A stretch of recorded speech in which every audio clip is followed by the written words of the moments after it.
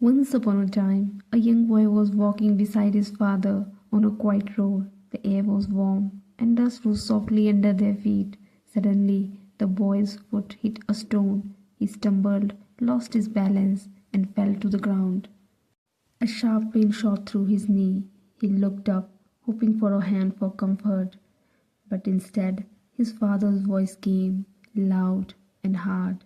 "Hey fool, can't you walk carefully?" The boy's heart sank. His eyes looked down at the ground. He stood up slowly. Without a word, he began walking ahead. His father was still speaking, still sharp, but the boy stayed silent. He had learned long ago his father's temper could rise like fire at the smallest spark. The boy was just 10 years old. Every summer, when school closed for holidays, he and his little sister would travel to Plum Village. A peaceful ashram, far from the noise of the city. It was a place of cool shade, open green fields, and gentle voices. There, the two children ran freely. They laughed. They played games until the sun went down. And in the ashram, they learned something rare: how to sit still, how to breathe, how to be mindful. But home was different. At home, their father's voice was often hard. A small mistake, a broken glass, a misplaced item. It was enough to make his words turn into knives. And always, always that one word would come: fool. Time was passing, and with it, a quiet storm was growing inside the boy.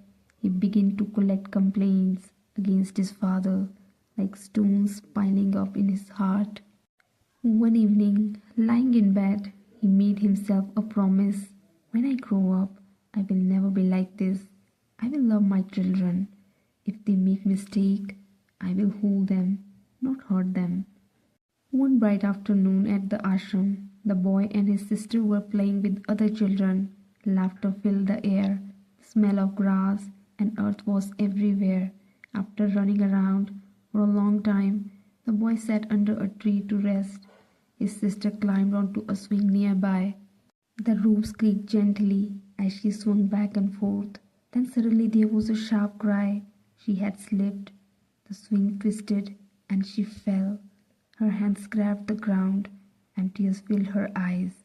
The boy's heart jumped. He ran towards her, his feet pounding on the earth. In his heart there was love, worry, fear. But when he opened his mouth, the words that came out were not gentle. "Hey fool, if you can't swing, why do you play?" The moment he heard himself, he stopped, as if a bell rung inside him. His eyes widened, his breath caught. In just one heartbeat, love had turned into anger, and the words and the tone were the same as his father's. It was like looking into a mirror and seeing not his face, but his father's voice speaking through him. Right there, awareness bloomed in him like a sudden light. He saw the truth. He was doing the very thing he had promised never to do. And then he saw something even larger. This was not just his anger. This was an old chain, a pattern carried from one generation to the next. Maybe his father had once heard these same words from his father. The boy's heart felt heavy and soft. At the same time, he realized his father did love him.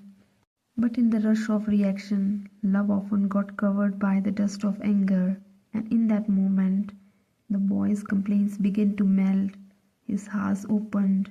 Compassion stepped in quietly. Forgiveness walked in. Behind it, a new promise formed inside him, clearer than ever before. I will stay present. I will breathe before I speak. I will break the chain. It was like someone had lifted a heavy stone from inside him. Friends, no enemy can harm you more than your careless thoughts. Without even knowing, we repeat the same habits we dislike in others. We carry old patterns inside us, and without awareness, we pass them on to the people we love. But mindfulness pulls us back to the present moment, and this is the only place where forgiveness becomes easy. Here, acceptance is natural.